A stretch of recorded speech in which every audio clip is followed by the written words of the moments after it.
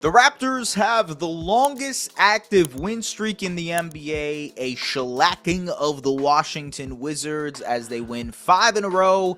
Let's go to the film room. Scottie Barnes is averaging 20 points, 8 rebounds, and 6 assists this season, along with a couple of steals and 1 block. And while the offensive efficiency in terms of shooting the ball isn't there, he is absolutely dominating and looking like an all-star. He's doing the work off of the ball, really great in and around the dunker spot to maximize his area. He's shooting a career high on these mid-range and short mid-range jump shots. And against the Wizards, the Raptors were able to experiment a ton. Here is a pick and roll between Jakob and Scottie Barnes, with Jakob as the ball handler, and he just throws it up top to Scottie for the alley-oop. That is the type of versatility, that is the type of experimenting that you can do when you have Scottie Barnes, but also when you have Jakob Poeltl, who can make those type of plays. Defensively, he's been excellent at plugging holes for the Raptors on defense. He leads them in defensive on-off. He gets that block here, attacks the closeout, gets Kuzma in the post, and then that turnaround fadeaway jump shot that has become a pattern of his. In transition, an elite passer and playmaker finds Ochai Agbaji here on the cut. Then in transition, off ball, finding the lane and finishing in traffic. And this is a growing area of his game, this pull-up three. Look, admittedly, Scottie is having a down year as a shooter. He's shooting 27% from three, but ultimately it's something that he's been trying to work on, trying to experiment with. And I think the offensive side of the ball, I don't think Scottie is a 27% three-point shooter. I think he's shown that he can be much more than that. That being said, this year it just hasn't dropped. I think there will be some regression back to the norm, though, as this year progresses. But this is where it gets really interesting. That mid-range craft, the shot making there has really been improved. And overall, I think you guys have heard me talk about it before, but his mid-range shot making is much more important to me than the three-point shooting. Obviously, the three-point shooting would elevate his ceiling to another level, especially if it becomes, high volume and potent. There's no question about that. But I think ultimately you want him to develop a counter to teams that are trying to wall him off in the paint, and to teams that he can't, out physical or be stronger than. And if teams are throwing out size against him, you want to find a way to counter that. I think that mid-range craft is where it's at for him, especially because I think it opens up some playmaking for him as well. And so Scottie with another exceptional game. Really, really great game of basketball for Scottie Barnes. I think he's just putting it all together in a lot of ways. I know Darko Rajakovic has mentioned the all-defense stuff. I've broken it down here over the last couple of games as well. Scottie's defense has been superb. It's hard to come here and talk about, these big takeaways from a win against the Wizards, who have 6 wins on the season and have now lost 15 in a row. I can't come here and tell you, man, this was an important one, because ultimately, it's the Washington Wizards. This was a team that, even despite the season the Raptors have been having, you would expect them to win. And by the way, they're playing the Wizards a few more times for, I think, 3 more times to finish the season. So there's going to be a lot more of this stuff where they're probably going to win those games. That being said, this was a really good game for the team defensively. This was an awesome game for them. I think they forced 25 turnovers from the Wizards, which obviously, again, it's Washington. I remember reading an article from Tom Haberstroh probably like 2 months ago, actually, the other day. And he said that basically any team that plays the Washington Wizards is the best team in the NBA at any point in time. And you could look at a game like this and be like, man, you're probably right in that estimation. And so, look, it's hard to make too many takeaways from a game against this team. But if you look at this stretch of basketball, you can take away much more. In the last 8 games, 7 of their last 8, they've won. They've won 5 in a row. Longest active winning streak in the NBA. Scottie Barnes is playing exceptional defense, back to an all-defense level, all-star level in terms of his performance, rebounding the ball really, really well, playing defense like I mentioned, playmaking and making great decisions and great reads. The scoring, the evolution as a mid-range scorer has been great and potent. I think he's doing a better job off ball as a screener, roaming around in that dunker spot area as well. I think the Raptors experimented a ton tonight with that type of stuff. And one of the things that's really interesting to me moving forward with Scottie is okay, you have ample room to experiment, and you're being given a pretty large leash to just figure out what you want to be offensively. What are the characteristics of how you want to get to your numbers every single night? He scored 24 tonight off of a pretty decent shot diet, like a shot diet that made sense for him, and took advantage of what the defense was giving him. I think that's the way forward for Scotty because it really depends on what kind of defense teams are playing against him. You think about the Boston Celtics a couple of weeks ago and the drop coverage that they were playing with Kristaps Porzingis just made it so easy for Scotty to get downhill, to make plays, to work and operate in that mid-range area. And he had a great game. You think about, a couple of games ago against the Hawks where Scotty was, both games against the Hawks, where Scotty was just incredible because of the lack of size for the Hawks. Not a lot of size, especially in the front court, or at least not a lot of size that can handle Scotty. They didn't have Jalen Johnson, I believe, or he left the game to start the first game, if I remember correctly, and didn't come back, and now he's out for the year. But it's crazy to say that, like, certain matchups he will thrive offensively, but even if he can't get to his bag offensively, even if he is having a strugglesome game in the scoring department, I think it was last game he shot 28%, and they still find, against the Pelicans he shot 28%. He still finds ways to impact winning in such an incredible way, whether it's the defensive end, whether it's rebounding and crashing the glass. I think the rebounding is a big part of how this team is better defensively. I was on Locked On Raptors earlier today, and Sean Woodley mentioned that, the Raptors have been a much better defensive rebounding team this month as well. It's no mistake that Scottie Barnes has been a much better rebounder to finish and start this year. So all of this stuff is kind of coming together for Scotty. And in general, the team is playing some really, really good basketball. I know people will bring up the tank conversation. And truthfully, I'm kind of conflicted in this, because I understand what people are saying when they say, man, you have an opportunity here. You have an opportunity to lose out some games, to this was a lost season anyways. Lose more and lose more in a way that helps you get the best chance at a Cooper Flag, get the best chance at a Dylan Harper or an Ace Bailey or whoever you like in that top 2 or 3. Get yourself as best of a chance as possible. And I agree with that. But at the same time, I think it's hard to do that at a team level when your schedule is easier. And yes, there are ways to game and work the system. The Raptors, again, they have this next week to make more roster moves, maybe trading a Bruce Brown, maybe trading a Chris Boucher, a Kelly Olynyk, a Davion Mitchell. We'll see how they approach that. I'm of the opinion that they will, because they have 4 guys that they can kind of slot into those positions exactly to provide more minutes and kind of youth development, if you will.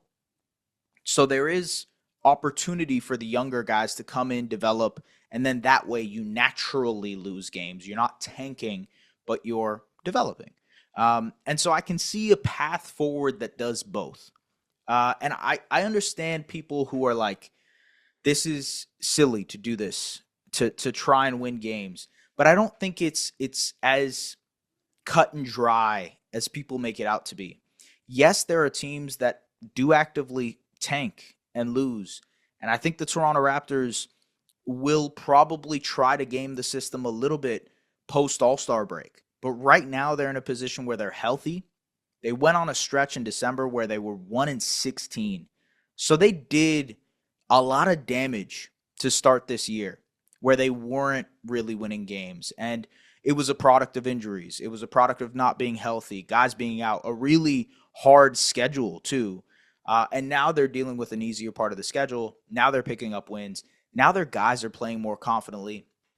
And their starting unit looks really good. Grady Dick didn't play tonight, but Ochai Agbaji stepped in, played good minutes, was comfortable, kind of slotting into that role as the catch-and-shoot guy off the bounce, all that type of stuff.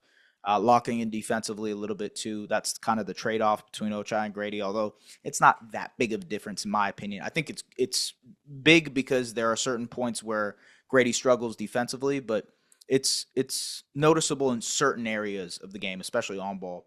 That being said, As I see Jaden McDaniels just get ejected. Sorry, the Suns game is here on the side for me. Um, as I look at what the Raptors are going to try to do over the next couple of months, you think about this deadline. We're I think less than a week away. Thursday is the deadline. So yeah, we're about 8 days away from the deadline. The Raptors have one, two, three, four more games until the deadline. And they're against tough competition. You know, the Bulls are playing good basketball. I think that will be a pretty fun and competitive game. I think that'll probably be the best competition they've faced, probably since the Bucks, because I think Atlanta was hurt, and the Hawks really are kind of struggling right now. They're going through a bit of a slump. I think the Bulls are playing pretty good basketball. So this will be a good test. It's funny to call the Bulls a test, but given where they're at and their unwillingness to sell, I think the Bulls will be a good test to see, how far they really can go with this. And I think the rest of the schedule before the trade deadline is pretty interesting. So they've got the Clippers, they've got the Knicks, they've got the Grizzlies, they've got the Thunder, and that takes them up to the trade deadline. Actually, the Thunder game is right after the trade deadline. Um, and that's a pretty tough stretch right there. Clippers playing really good basketball, looking like a top six team. Obviously, they got Kawhi back. Knicks are playing really good basketball, playing some great defense recently too. Tough matchup for the Raptors generally because of their offense. The Grizzlies are always formidable. And then OKC, which you can just chalk up as a loss. And then, after the trade deadline, they have the Rockets, Sixers, and Cavs to finish out the All-Star weekend until All-Star weekend. And so that's 8 games, 7 games basically of like a tough schedule. Pretty tough schedule there. Which, I mean, I think Philly is the easiest competition there. Philly or Chicago. And I say all this, by the way, to say, yes, it's going well right now, but there are ways in which the Raptors can kind of pivot if they want to. And I think, it's not gaming the system. I don't want people to think I'm thinking like the Raptors are actively going to tank. I think the Raptors would prioritize development and winning these guys. Like, it's important for them to have Scotty get back on track. I've talked about this. I talked about this in the recap too. But it's really important for them to realize what they're building around. Know what they have in the guys that they have right now on the floor. And, first and foremost, the question has to be answered about Scottie Barnes. Can Scottie be a guy, be the guy on a team? And how can he impact winning on a night-to-night basis? I think over this last month, they've gotten their answer. And that was really important because I've said this before, but this really is year one of Scotty being the number one option. Yes, he had a portion after Pascal Siakam, but it was a very short amount of time and he got hurt. So now you're seeing him full-fledged be able to be the guy on a night-to-night basis. And yes, he's dealt with injuries, had that eye injury, had the ankle injury that held him out to start this year. But now he's healthy and he's playing great basketball. So you feel more comfortable about the direction in which the Raptors are going, and you see the pieces kind of falling in place. You see Jakob Poeltl playing well next to him. You see how they could work defensively and offensively. You can see how RJ Barrett works in their system, both as an off-ball player and as a guy who's trying on the defensive end. I think he still makes some mistakes and has some miscues, but generally is trying and working on his defense. Hopefully Emmanuel quickly comes back and we see how that looks. Davion Mitchell has been impactful, and I mean, I'm not sure if he makes it past the deadline or if he's re-signed this summer, but has been a pretty impactful player for this version of the Raptors. So you're seeing these pieces fall together, and it actually gives the Raptors front office more ammo to analyze this team, to see, okay, well, how far are we really? Because we did not get an opportunity to see this team, the starting lineup, the full strength of them against a really good schedule. Now we're seeing them against a little bit of a paper tiger schedule, and they're handling business. They're fully healthy. Well, other than Emmanuel quickly, and now they're dealing with Kelly Olynyk and Grady Dick, but ultimately they're mostly healthy, and they're winning. They're kind of striding. They're figuring out their identity defensively. They're buying into the offensive system that Darko Rajakovic is implementing. All of those things are really important for a rebuild, as much as getting lottery balls. And so, like, the difference between the sixth odds, which is what helped the Raptors land Scotty Barnes, by the way, the difference between the sixth odds and like the fourth best odds for me, I think you can understand the trade off for the Raptors, knowing that, by the way, in those types of high leverage situations where the Raptors have had a top pick or a top 10 pick, the Raptors have generally drafted pretty well. You know, Scotty is obviously the main example of this. I think Grady is a pretty good example of this too. But, you know, when they've had a lottery pick, they've done their due diligence. They've typically picked a pretty good player. And so whether it's the sixth pick, whether it's the fifth pick, whether it's the fourth pick, the third, or the second pick, you want to make sure that they pick the right guy. You know, you don't know about these guys until they come into the NBA, until they come into the system. Outside of Cooper Flag, you probably don't know about any of them. Maybe Dylan Harper is the other guy where you're like, okay, that kid is going to be good. But people said that about Scoot too, man. Again, I haven't watched much of these prospects either. I just kind of hear and talk to other people who have opinions and draft people who, you know, are tapped in and are watching these guys consistently. But ultimately, Cooper is the main prize here. And I understand people wanting to gun for Cooper. He looks like a generational prospect. So I get it. But at the same time, it just seems like the Raptors are probably too good. And unless they lock in to the number one overall pick, which is still possible, I think there will need to be some gaming to figure out which happens to which and how they kind of approach the final third of the season. Folks, appreciate you guys as always. Thank you very much for tapping into Raptors Republic. As always, subscribe to the Raptors Republic YouTube channel. We'll be back on Friday for their game against Chicago. And then on Sunday versus Kawhi and the Clippers. Should be good ones. See you guys later. Peace out.